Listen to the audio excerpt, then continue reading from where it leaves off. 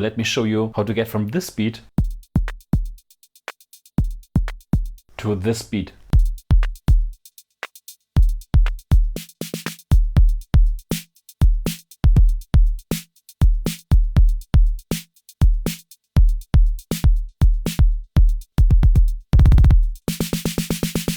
Let's add some funkiness to this track.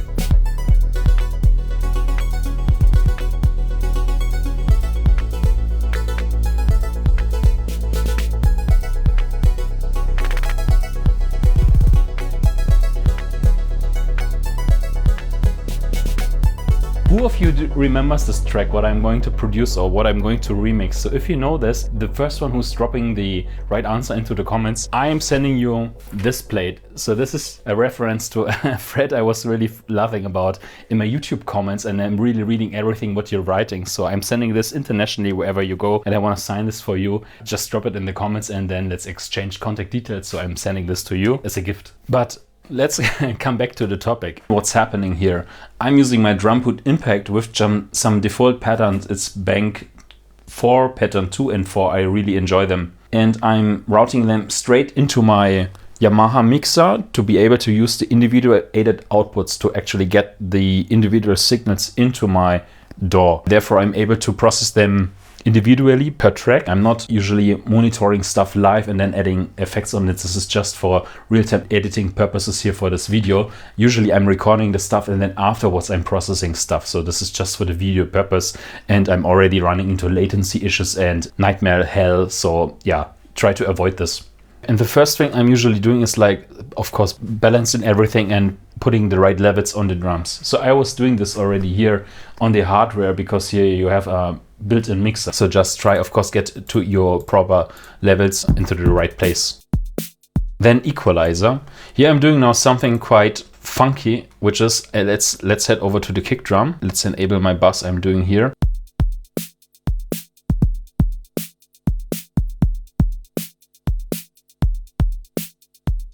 So this is completely based on my opinion how this kick drum should sound like. Basically, of course, it should be an interaction between the bass line and everything else that is there around. But just I feel like the bass drum of the Drumbrute Impact is quite heavy around high bass frequencies around 200 Hz. So I was reducing this one and I'm pushing some high frequencies just to get more character out of this.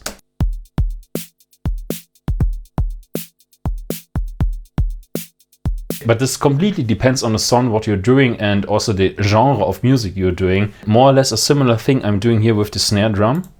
So for the snare drum, it's quite harsh. Of course, you can. There's a kind of filter. How's it called? Tone snap setting here on the Impact, but I'm not using this. I'd rather prefer having a -6 dB filter straight on the snare.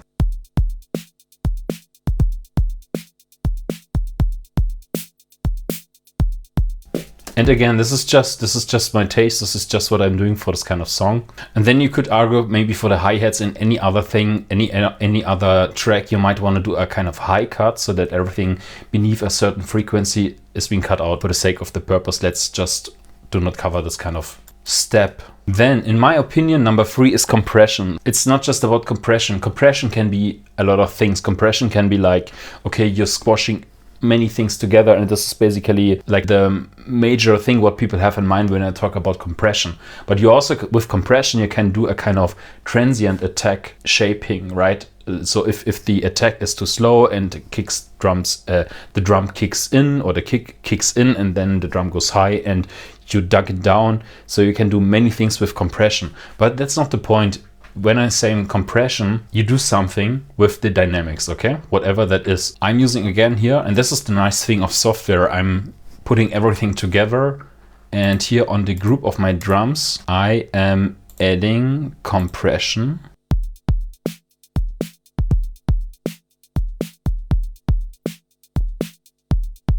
Here slightly attack, slightly release, just to put everything a little bit together. Nothing fancy. But just this is another step to basically get control and get the hand on the dynamics of the drums and everything that is included in there. So you can also think of like compression on the kick, of individual stuff on the hi-hats and so on. But here again, just think of the dynamics, and once you reach that kind of step, your dynamics should be in place. Now, if you talk about sidechain compression, here I'm doing something on the hi-hats that's actually out of the idea I want to show, but I'm using here this LFO tool on the hi-hats.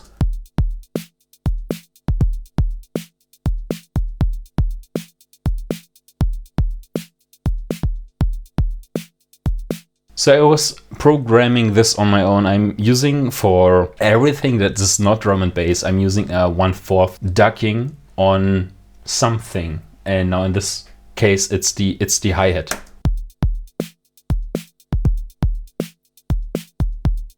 For drum and bass, I need 1/8, so it's like.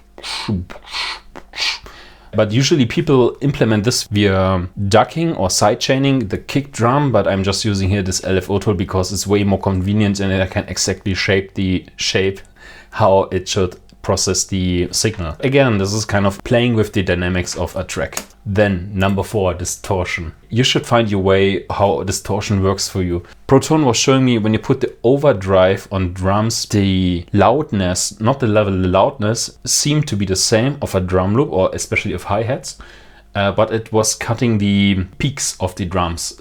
But it was sounding similar, if not quite as good, or even it was adding kind of harmonics.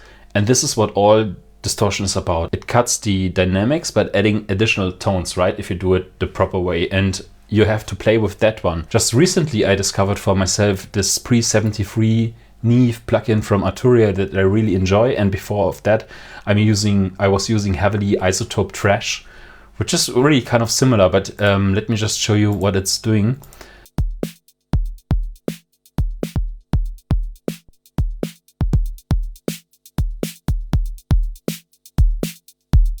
So with this Pre-73 plugin or transistor-based distortion preamp, it's quite interesting because you're driving the heights and I'm driving the bass. Most cases it sounds good for whatever reason. There are many articles out there and videos that are explaining why a Neve amp is quite good. This is nothing more than basically distorting specific regions of your frequencies and putting them into drive, and therefore you're creating extra harmonics. You are extending the perceived loudness, but not really the volume in technical terms, and therefore it sounds louder, like in this case the heights, and here in this case the bass. If I increase the bass, it's adding some kind of distortion, but this is what this is all about.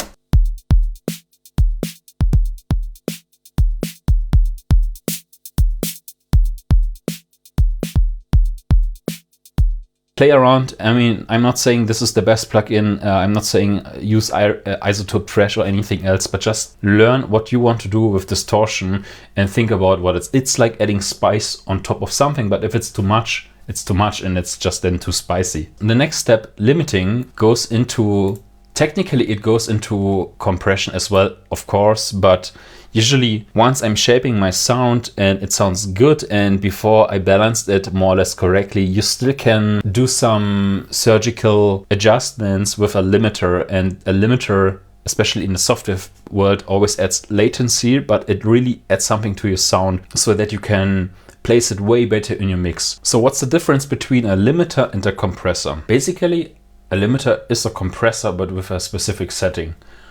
The limiter is like a brick wall compressor. So whatever happens, whatever comes in there, the limiter is limiting the signal.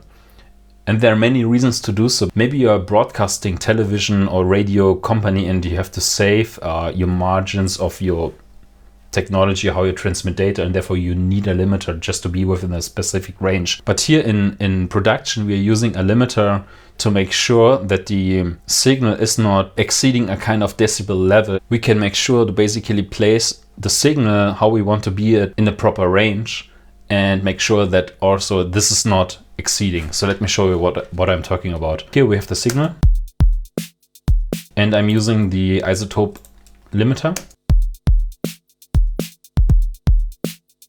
Let me just dry it.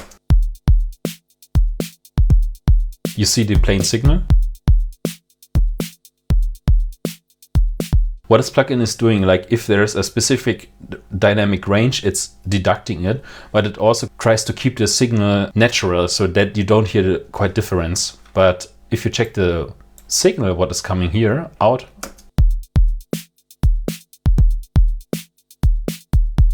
check here the -6 dB.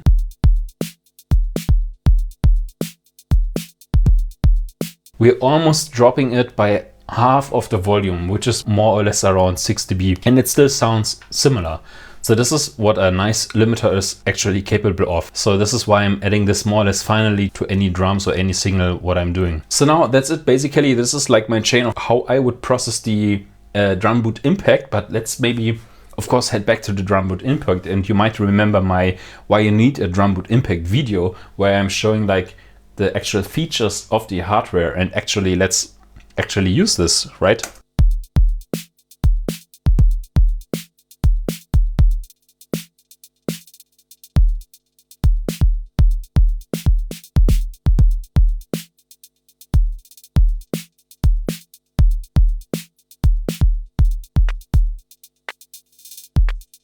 I'm not saying what I was doing is the proper way of doing things. It's just an idea how you could do things. And if you like it, of course, give me a like or subscribe or maybe some comments. But actually, I just wanted to show you kind of things what you can do way more with the sound that is coming out of this machine. And I was even not processing, or I was even not covering the FM drum engine. I wasn't even using the toms, whatever. So let's add some funkiness to the drums I was programming today.